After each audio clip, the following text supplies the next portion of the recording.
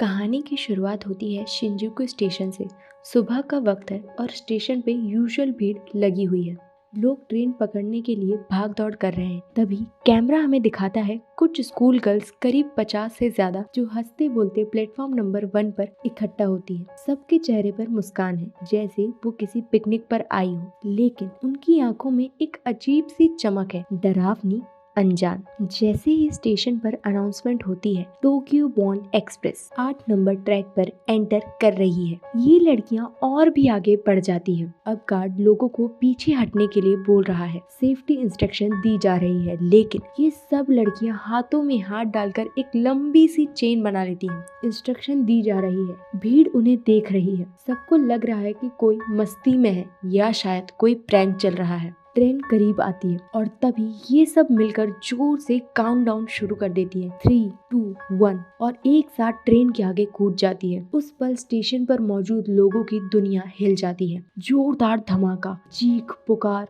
और फिर बस चारों तरफ खून की बौछार। प्लेटफॉर्म पर खड़े आम लोग खून से सराबोर हो जाते हैं। ट्रेन पूरी तरह से रुक नहीं पाती और बॉडीज बिखर जाती है। ये किसी हॉरर फिल्म का दृश्य लगता है, लेकिन सब कुछ रियल है। कट टू स्क्रीन पर दिखता है एक सफेद बैग। वो किसी दूसरे स्टेशन पर जमीन पर पड़ा है। कैमरा बस उस पर टिकता है, पर हमें अभी पता नहीं चलता कि इसके अंदर क्या है। इसके बाद माहौल अचानक बदलता है। एक टीवी स्टूडियो में कुछ लड़कियां पॉप सॉन्ग पर परफॉर्म कर रही है। ये है डेजर्ट रेड, उस वक्त का सुपर हिट आइडियल ग्रुप। उनका गाना मेल में पूरे जापान में गूंज रहा है। लोग नाच रहे हैं, गा रहे हैं, बच्चे बूढ़े सब इस सॉन्ग के दीवाने हो चुके हैं। लेकिन ऑडियंस की तालियां और खुशी के पीछे हमें डर याद दिलाता है कि अभी अभी 50 लड़कियां ट्रेन के नीचे कूदकर मर चुकी हैं। अब सीन शिफ्ट होता है एक छोटे क्लिनिक पर।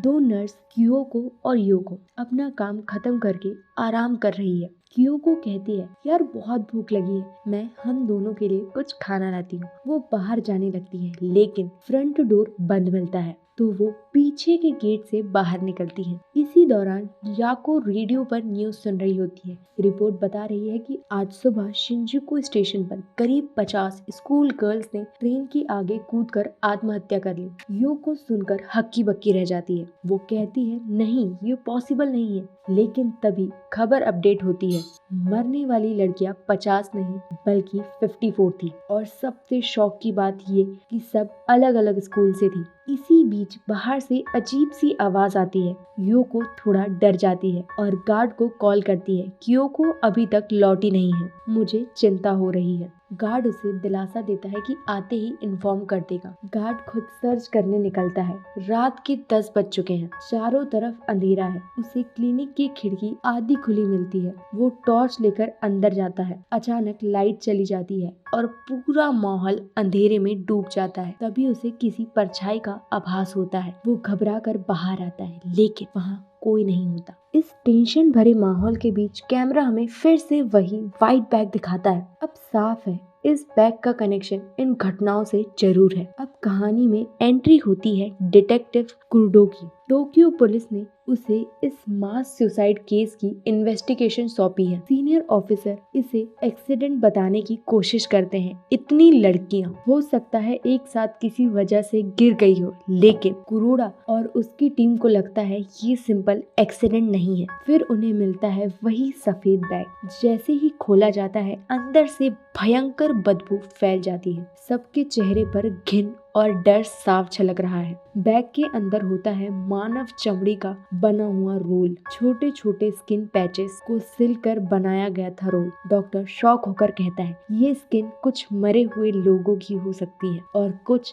जिंदा लोगों की भी, शायद उनकी जिनकी मौत अभी बाकी है। डिटेक्टिव समझ जाता है कि ये सुसाइड वेव नेचुरल नहीं है, ये किसी मास्टरमाइंड का काम है। अब सीन बदलता है। एक स्कूल रूफटॉप, दर्जनों स्टूडेंट इकट्ठा हैं, हंस रहे हैं, मस्ती कर रहे हैं और खुद को कहते हैं, हम सुसाइड क्लब हैं। एक लड़की सबसे पहले दीवार पर चढ़ जाती है और चिल्लाती है, मैं सबसे पहले कूदूंगी। बाकी क्लैप करते हैं। फिर धीरे धीरे सब हाथों में हाथ डालते हैं और काउंटडाउन करते हैं। एक साथ कूद जाते हैं। ग्राउंड खून से भर जाता है। 3 स्टूडेंट पीछे बच जाते हैं, लेकिन उनमें से 2 को जबरदस्ती धक्का दे दिया जाता है। आखिरी लड़की कहती है, मैं सुसाइड क्लब की चार्टर मेंबर हूँ, मैं भी कूदूंगी, और वो भी छलांग लगा देती है। डिटेक्टिव और उसकी टीम मौके पर पहुंचती है। अब ये साफ है कि ये रैंडम घटना नहीं है, ये एक नेटवर्क है, एक कल्ट कहो या क्लब है जो बच्चों को सुसाइड के लिए उकसा रहा है। टोक्यो अब पूरी तरह से दहशत में है। लोग टीवी पर न्यूज देख रहे हैं, अखबारों में हेडलाइंस भरी पड़ी है, मास सुसाइड शॉक द नेशन। लेकिन असली डर सिर्फ मौत से नहीं है, असली डर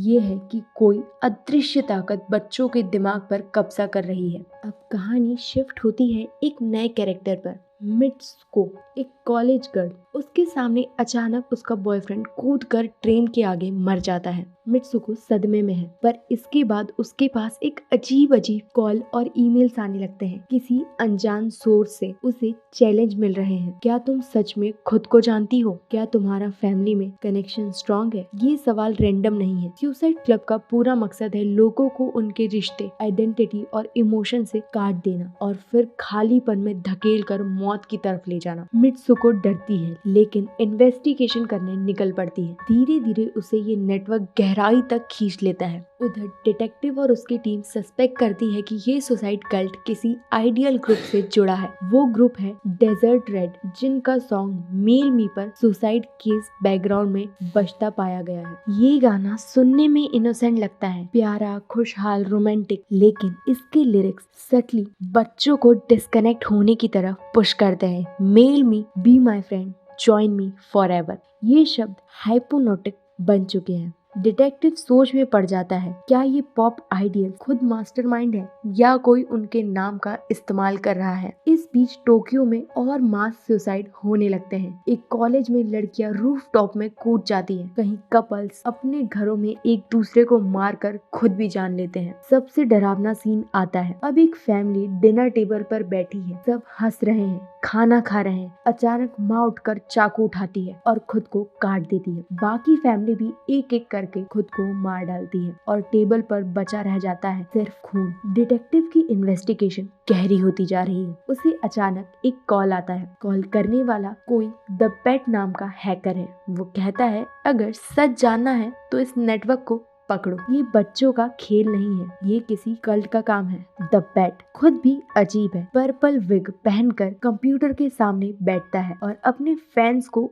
अजीब बातें सिखाता है, लेकिन उसके पास सच में जानकारी है। वो बताता है कि सुसाइड क्लब असल में कोई एक आदमी नहीं चला रहा है, ये एक कनेक्शन सिस्टम है जिसमें बच्चे खुद ही खींचे चले आते हैं। वेबसाइट, पॉप सॉन्ग और वाइट बैग सब इसके सिंबल है। इसी बीच डिटेक्टिव की जिंदगी भी पर्सनल लेवल पर टूटने लगती है। उसको घर में फोन आता है, बच्चों की हंसी सुनाई देती है। कोई कहता है, तुम्हारी फैमिली कितनी कनेक्टेड है, और अगले ही दिन डिटेक्टिव की वाइफ और बच्चे भी उसी लहर का हिस्सा बन जाते हैं। ये पल सबसे हार्ट ब्रेकिंग है। एक टफ कॉप जिसने सब कुछ झेला है, अब अपनी फैमिली खो देता है। उसकी आंखों में सिर्फ खालीपन है। दूसरी तरफ मित्सुको धीरे धीरे नेटवर्क के गहरे हिस्से तक पहुंचती है। उसे एक रहस्यमयी क्लब रूम में ले जाया जाता है। वहाँ ढेर सारे बच्चे हैं, मासूम, छोटे छोटे, और सब गा रहे हैं वही सॉन्ग, मेल मी। मित्सुको पूछती है, ये कौन सा क्लब है? एक बच्चा मासूमियत से जवाब देता है, ये सुसाइड क्लब है, हम सब कनेक्टेड हैं, अगर तुम अकेली हो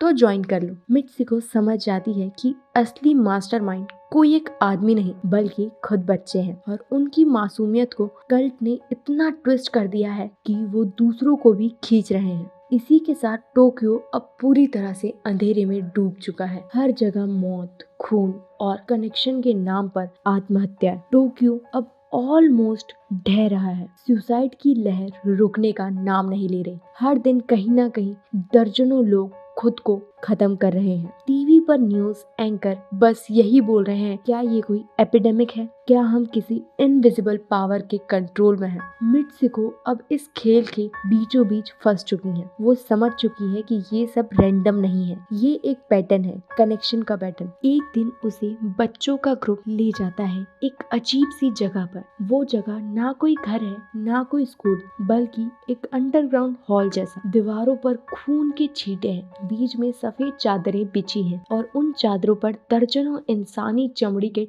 टुकड़े सिलकर एक जियांट ह्यूमन स्किन रोल बनाया गया है। मित्सुको हिल जाती है। बच्चे मासूमियत से हंसते हुए कहते हैं, ये हमारी मदर्स फादर्स हैं, सब कनेक्टेड है, तुम भी जुड़ सकती हो। यानी सुसाइड क्लब सिर्फ मौत तक नहीं रोकता, वो इंसानों की स्किन को सिंबल बनाकर कनेक्शन का नया रूप बना रहा है। इसी दौरान सामने आता है एक शॉकिंग कैरेक्टर, जेनेसिस। जेनेसिस खुद को सुसाइड क्लब का प्रॉफिट कहता है। वो एक बेसमेंट क्लब चलाता है जहां वो अजीब सी परफॉर्मेंस करता है, जानवरों और इंसानों के साथ कर्टली दिखाकर ऑडियंस को डिस्टर्ब करता है। जेनेसिस कहता है, मैं ही इस मूवमेंट का लीडर हूँ, लोग मेरी वजह से मर रहे हैं। लेकिन यहाँ ट्विस्ट है, असल में जेनेसिस बस एक पोस्टर है, असली मास्टरमाइंड वो नहीं। वो सिर्फ इस कल्ट की वेव को अपने नाम पर बेच रहा है, लोगों को डराकर खुद को गॉड जैसा साबित करने की कोशिश कर रहा है। मित्सुको समझ जाती है कि जेनेसिस महज एक नकली देवता है, असली शक्ति बच्चों के हाथों में है। वो बच्चे जो पूरे जापान को अपनी मासूमियत से हिप्नोटाइज कर रहे हैं। इधर डिटेक्टिव अब पूरी तरह से टूट चुका है। अपनी फैमिली खोने के बाद उसके पास जीने का कोई कारण नहीं बचा। एक रात वो अकेला बैठता है, रिवॉल्वर निकालता है और खुद को गोली मार लेता है। डिटेक्टिव की मौत के साथ ही फिल्म हमें ये दिखा देती है कि ये लड़ाई किसी एक इंसान की नहीं,